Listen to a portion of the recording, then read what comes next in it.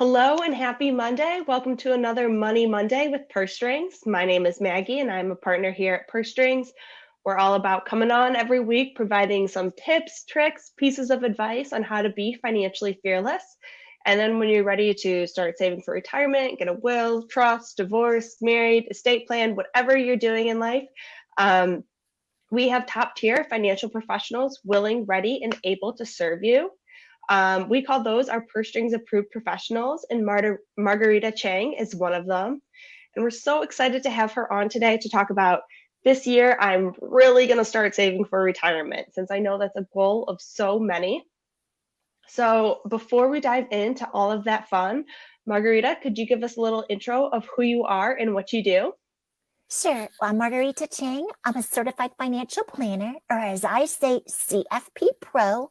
I'm based here in Maryland, and I love helping people gain clarity, confidence, and control over their financial lives. Awesome. Yeah, we're so excited to have you on to talk about retirement today. And anyone tuning in, feel free to put any questions in the chat. If you're watching the replay, you can still put questions in. We're happy to get back to those for you. But let's just dive in.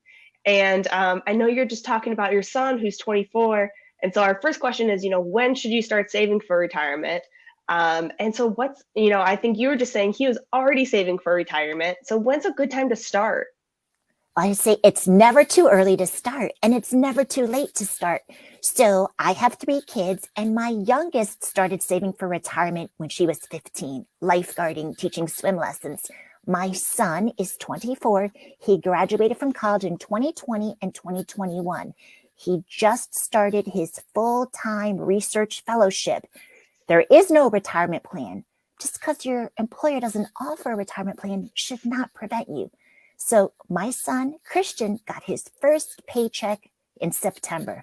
We got to give the guy a little bit of breathing room. So starting October, I said, Christian, you need to start saving for retirement. Good guy. He listened. And what Christian did is he set up a dollar cost averaging arrangement. That's a fancy term for saying Christian committed to saving a certain amount every month for his retirement. So you don't need to put a lump sum. You can start with as little as 50. Now, my son is a little bit aggressive. I don't mean in a bad way. He's goal focused. He's like, Mommy, I know you said the max is 6,000. I said, that's right. He's like, do I need to do that by year end? I said, no, Christian, you just need to make sure you do that by the tax filing deadline. So if you do about 500 a month, that'll get you to 3,000. And I want you to save your cash and then write yourself a check for the other 3,000 so you reach that goal. Awesome. So 15, 24. So I love how you stated that. It's no too early and there's not a thing is too late either. It's always a perfect time to start saving. Correct. There's no time like the present, right? Exactly. And so many people say, they can't afford to save. How do you kind of go about this? Or what do you do if you can't afford to save? So this is what I tell people. If we talk about an IRA, the maximum for 2022 for someone younger than 50 is 6,000. For 2023, it's 6,500. That's the maximum. You don't have to do the maximum. You can start with as little as $50. This is what I tell people. For some people, cash flow is really tight, but start small. Can you save about $10 a week? If you can, because that's almost $50. And then a lot of people say, well, should I pay down debt? Should I save for retirement? What about cash reserves? I feel like I'm all over the place. And personal finance can be overwhelming, but the most important thing is to take a look at how much you have coming in. That's your income. And then take a look at your outflow. Those are your expenses. And whatever is left over, I want you to have good quality of life today. But the reason why it's really important to save for retirement, like I told my son, I was like, you know what? I know you just started your first job. Don't necessarily think about this retirement, but thinking about this about wealth accumulation or wealth creation for yourself. And so the reason why this is important, there's lots of things you like to do today, but I want you to have money to be able to do those things in the future. So yes, in some ways it could seem like a little bit of deprivation. You're giving up something today. You are giving up something today, But the reason why you're giving up something today is so that you can continue to do what you like to do in the future. Definitely. Yeah. You have to pick, the most important things and really how to kind of divide and conquer, spending today and for spending tomorrow. And so people ask a lot, how much should they be saving? And I know you said there's some caps if you're every year. And so what is it, do you know off the top of your head if you're over 50? I do. So for tax year 2022, this is the other thing that's interesting. People may not be aware of this, that you have until the tax filing deadline I know we're in 2023, but you have until the tax filing deadline to make contributions for 2022. So for tax year 2022, there's still time. If you're under 50, 6,000. If you're 50 or over, 7. For 2023, it's 6,500. For under 50, 50 and up, 7,500. So of course, sometimes people ask me, so gosh, should I pay? I need to build cash reserve. I need to pay down. I need to save for retirement. There might be times where debt is taking up a lot of your cash flow. So maybe you can't save as much for retirement.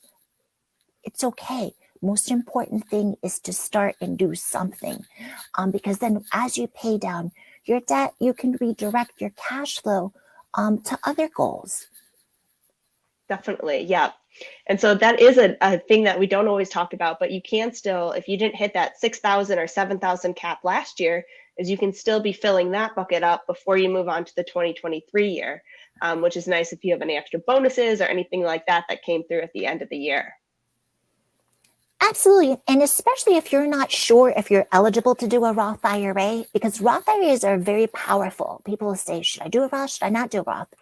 It depends. It depends on your income. It depends on your situation. Roth IRAs can be very powerful because while you don't receive any tax savings today, the money within a Roth IRA can grow on a tax-free basis. So it could be a situation where maybe you do your taxes and you see, oh my goodness, I do qualify. I am able to do a Roth, and you get a refund. You can do your taxes first just to make sure you're eligible to do a Roth. Make sure you get that refund and use that to fund your Roth IRA for the previous tax year. Oh, that's really smart. That's a great idea. And so in this group that we're talking to, we have many women who are over 50. And so a lot of the fear is, I haven't been doing enough. How do I catch up?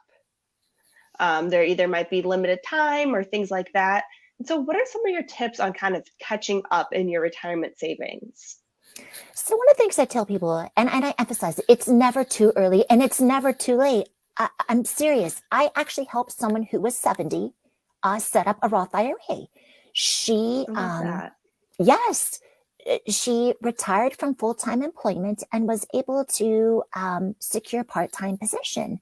And she did have some extra cash flow. And when she was younger, she wasn't able to save as much for retirement.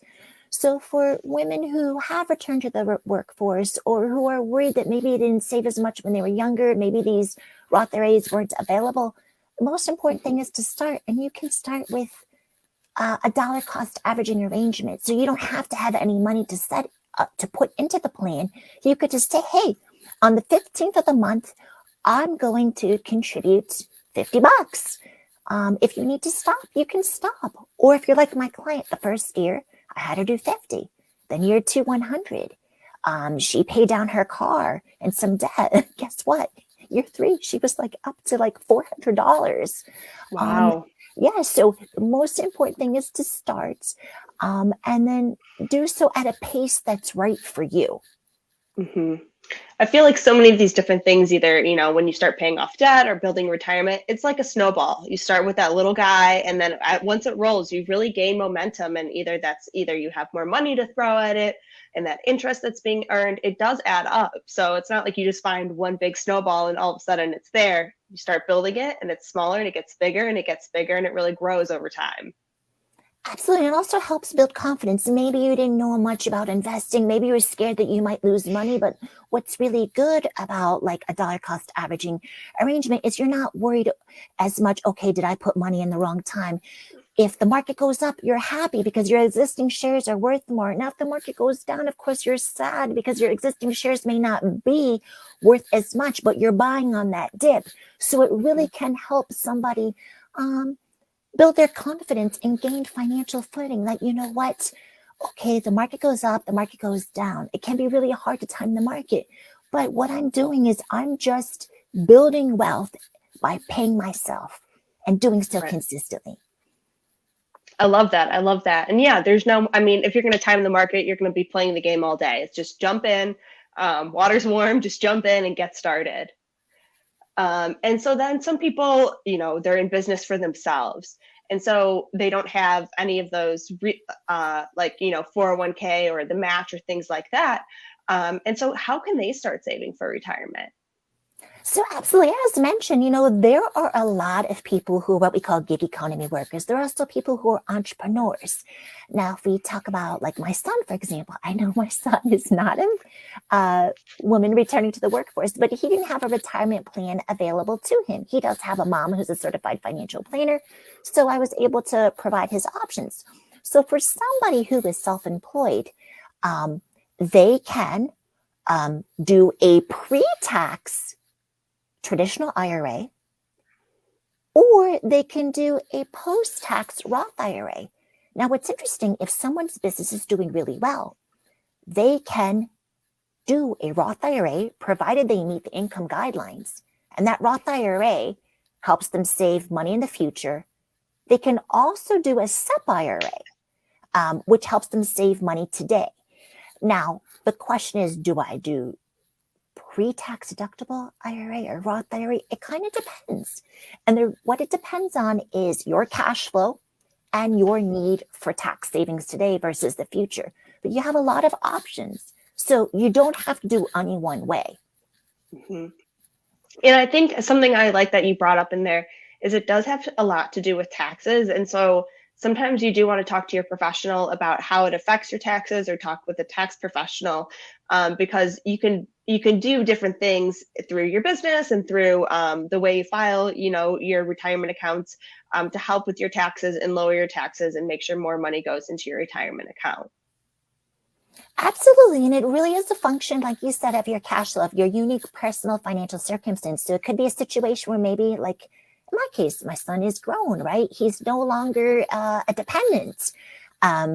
I might not be getting those deductions. So that means that maybe I might want to put more money in my SEP. As my younger child goes off to school, I'm getting deductions for education. So maybe I don't need as much savings. So you can revisit this, and you should revisit this on an annual basis to determine what's right for you.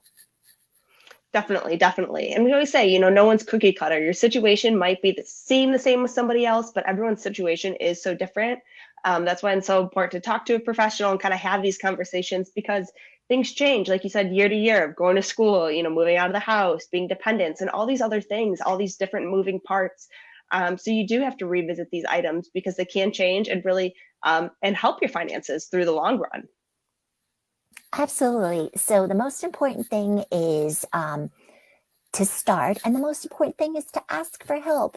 We talked about the clarity, confidence, and control, but it also takes courage to ask for help, and make sure that you're getting help from people who are creating a safe, inclusive environment for you to ask those questions. Mm-hmm. Definitely, definitely. It's always important to work with a professional who makes you feel good, because they want to help you hit your goals. But if you don't feel comfortable sharing those with them, then it's probably not the right fit. And so, yeah, it's always about planning for today, but also planning for tomorrow. I know my retirement fund is for 80-year-old Maggie. And so every time I put it in there, I love seeing like, okay, that's going to be her someday. And so that's for her, my 80-year-old self out there. And so it is the most important thing of just getting started and doing as best as you can. Whether that be, like you said, either just saving $10 a week, or, hitting that max of 6,000 or 7,000 every year. Absolutely. And the most important thing is to know that you are doing the best for yourself personally. If that's all you can do, that's okay. It's progress. And I really want people to celebrate their progress. Definitely. I love that. And so if people, had some more questions or wanted to reach out and work with you, what are some services that you can help them with? So sure. Well, if people want to reach out, they can find me on LinkedIn or they can go to the website, but I'm happy to just create a safe space, set aside conversation and time for them to ask questions about what options would be most appropriate for them. And they can take that information and share it with their tax advisor to see what makes the most sense for them. I love that. Yeah, it's awesome. And it's just a simple conversation, nothing intimidating, just going over some of these main topics that makes sure it's the best fit for you. I feel like we've already flown through a ton of great information. Is there any other tips, tricks, pieces of advice you want to make sure we share with our audience today? I mean, I think I said it before, but I just want people to know it's a new year. Don't worry about what you didn't do in the past. Today is a new day. And just know that the most important thing is to take the first step. Definitely. I love that. I love that. So like I said, Marguerita Cheng is one of our Purse Strings approved professionals. So you can check her out on our site, pursestrings.co. Her email's also been going through the bottom during this presentation today. So all we, like she said, just jump in, have the conversation, get started. That's usually the hardest part. And everything's just going to keep rocking and rolling from there on out. I love your story about the lady in her 70s starting her retirement then. Because it is never too late. And, these stories really prove that to us. It's all about jumping in and just getting started. So thank you, Marguerita, for coming on today and sharing your expertise. And we'll be back here again next week. Thank you so much. All right. Talk to everyone soon. Bye.